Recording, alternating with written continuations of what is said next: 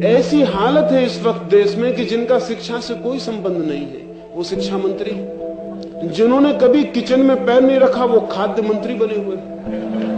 जब नहीं वो खाद्य मंत्री होंगे क्यों? उनकी योग्यता यह है कि वो 10 दफा जेल में गए। कुछ समझ में नहीं आता। 10 दफे जेल में जाने से किसी को डॉक्टर बनाइएगा, 10 दफे जेल में जाने से कोई सर्जन बन जाएगा, लेकिन 10 दफा जेल में जाने से वो मंत्री बन सकता है। मंत्री क्या सबसे अयोग्य काम है? इसके लिए कोई योग्यता की जरूरत नहीं। इस वक्त हिंदुस्तान में अगर चपरासी भी होना हो तो एक विशेष योग्यता की जरूरत है, लेकिन प्रधानमंत्री भी मुल्क का होना हो तो किसी योग्यता की कोई जरूरत नहीं।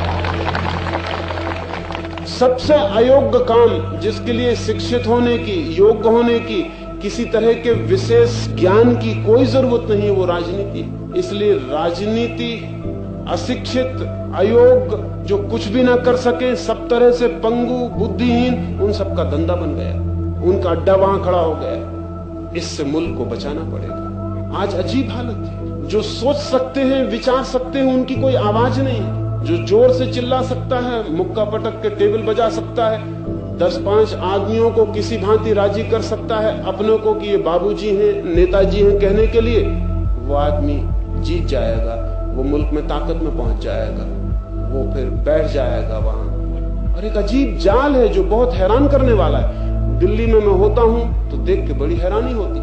बड़े नेताओं से मिलना होता है तो बड़ी हैरानी होती कि नेता का बड़ा होना क्या जरूरी रूप से बुद्धि का छोटा होना होता है? शरीर तो जरूर नेताओं के बड़े हो गए और शरीर फैलते ही जा रहे हैं, अत्यंत कुरूप और बेढंगे होते चले जा रहे हैं, लेकिन बुद्धि भीतर सिकुड़ती जा रही है। बुद्धि का कोई पता नहीं चलता। एक बड़े नेता के घर में मैं मेहमान था तो उन्होंने कहा कि मैं गाय का ही दूध पीता हूँ, भैंस का नहीं पीता। मैंने कहा क्या हुआ? उन्होंने कहा भैंस के दूध पीने से बुद्धि खराब हो जाती। तो मैंने कहा उसके लिए कम से कम बुद्धि होनी तो चाहिए, कभी खराब हो सकती है। आप निष्फिक्र पियो, आपको कोई पीने में डर नहीं होना चाहिए, कोई डर की जरूरत नहीं। मगर आप हंसे, वो हंसे भी नहीं, तो उसके लिए भी समझने की बुद्धि चाहिए।